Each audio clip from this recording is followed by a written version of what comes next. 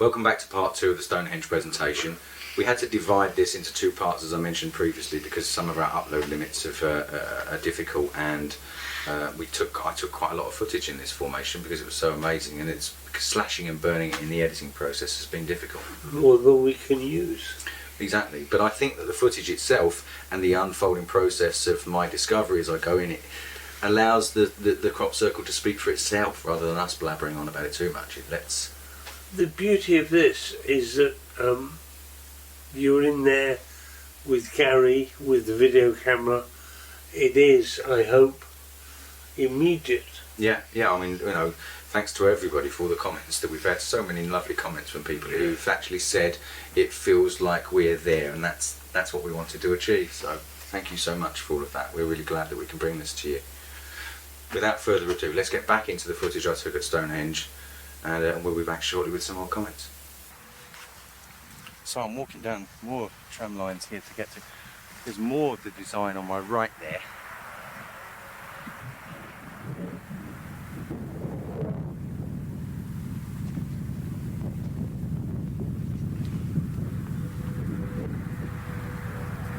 Impossible to fathom out what this is, isn't it? What is it? Can't see the design. Oh, look at the lay here. That is like, that's just like a river, isn't it?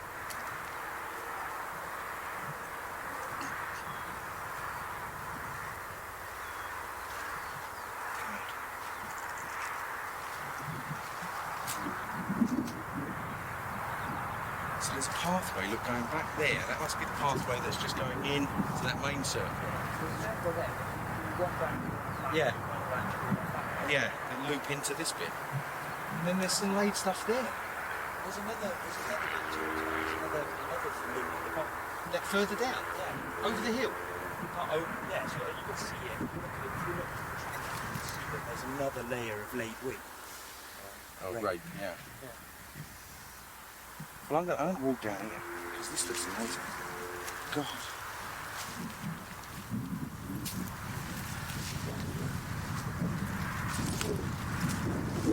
Miracles in here in the fields.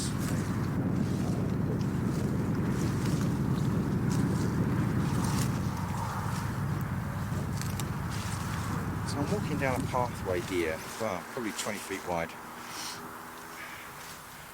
There's something laid in the centre there, very delicately. It's very difficult to determine what it is.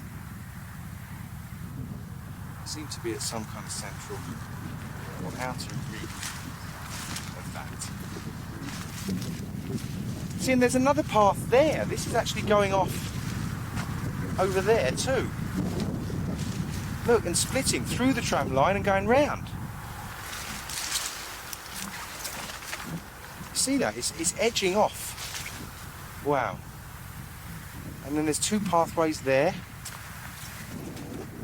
going off in that direction. One there and one going off there. This is a very big formation. I think I've said that several times. It's not on flat ground. Look at the undulation of this land.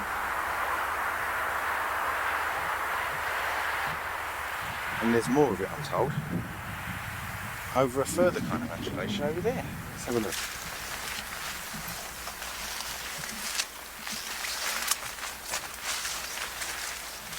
Tremendous. We knew 2010 was going to be amazing. We're not being disappointed here. See the pathways, there's orbiting rings here going off in different directions in many parts of this formation.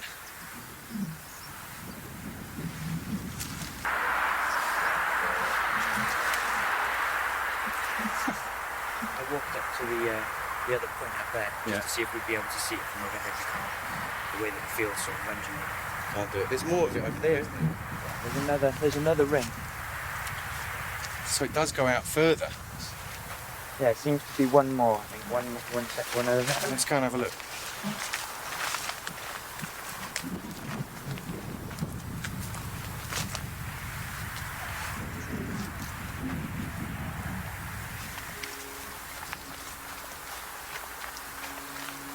Seems to be another circle. Another circle. But thinner. very thin.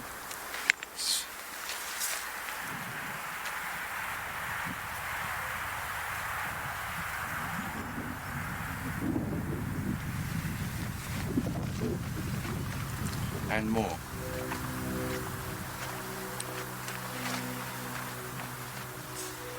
Wow. Can't tell whether these Can't tell. whether these three sort of Yeah, they are. semicircles They are branch connected into it. They together do. Yeah, they into do. one. That's going round there. Yeah. Yeah, look, from where you are, This that seems to be the outer perimeter. this seems to be the end point. Yeah, here's the end point. Look at that. That's branching in there. See, it's All three of them. Yeah. Connecting. this is huge. This is huge. We've got Stonehenge in the distance. What a wonderful setting for it. You can hardly see it, but you can't see the formation, but we're standing at the end of it now. I reckon this is 500 or 600 feet at least.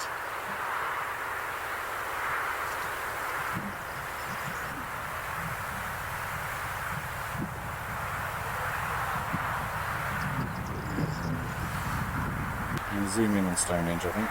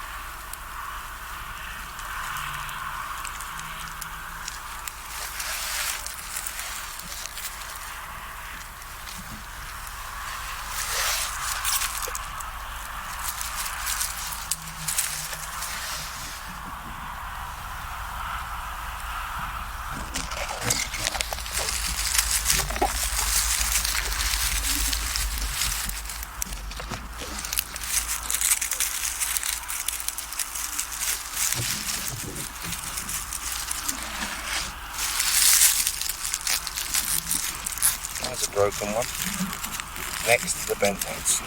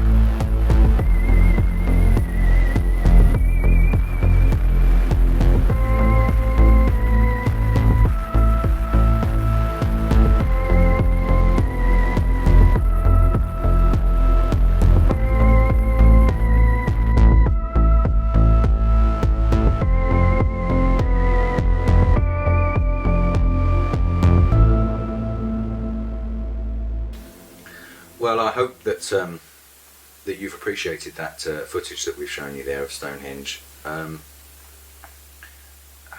Walking into canola formations for me over the years has always been a bit of a delight because of the flowers, because of the petals, and when you see them intact and when you see them all laid over, particularly if they're weaved together in different ways, I think it hits you more than it does in some of the other crops. You know how amazing this is. Often when it's higher than your head and it's laid over, it's just, there's another dimension to seeing these formations on the ground in canola. It is a simultaneous presence of an amazing and unidentifiable energy, Yeah. power, Yeah. that sweeps Yeah. these thick stems down, and on the other hand displays a fantastic tenderness Yes. and delicacy Yes. with the petals. Yes. How does this happen? You've got, it seems that the hard and the soft, the yin and the yang, are combined in one whole element in the energy that's used to... It is remarkable. It is. And you know, as you've seen from the footage of that formation, what I saw on the ground there was just beautiful. Yeah, and there's been some idiot talk about, once again, this is yet another formation which is man-made by this mystical, gigantic team of hoaxers funded by the CIA and Spielberg's DreamWorks, Yeah. and BP and Shell and the Pentagon, and funded by the Geometry Department of Princeton University, the Mathematics Department of Oxford, and fronted by this mythical team of US Marines. But what is interesting, despite all this stuff about broken stems indicate man-made, where was this written? I never saw. It's emerged as a kind of litmus test, isn't it? And here at the bottom of a rape stem from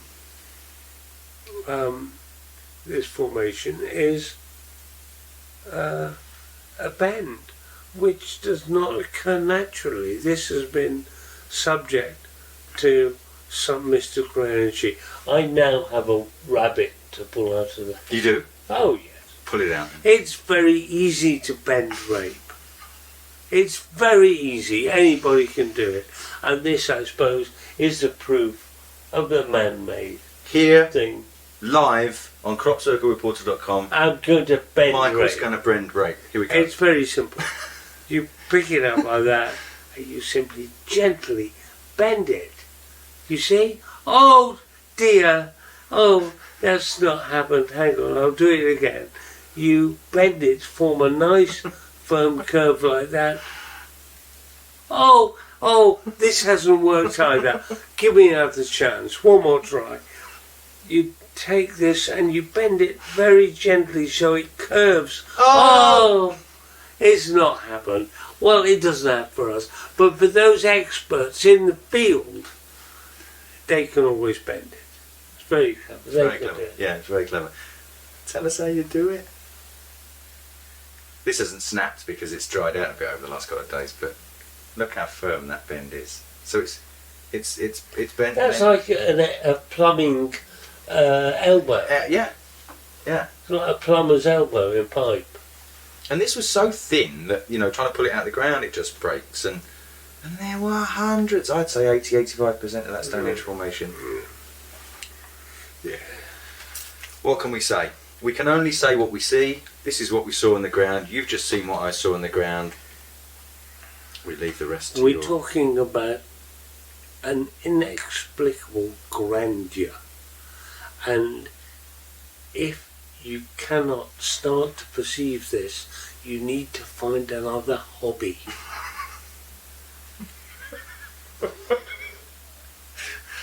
I think we'll leave it there. Thank you very much.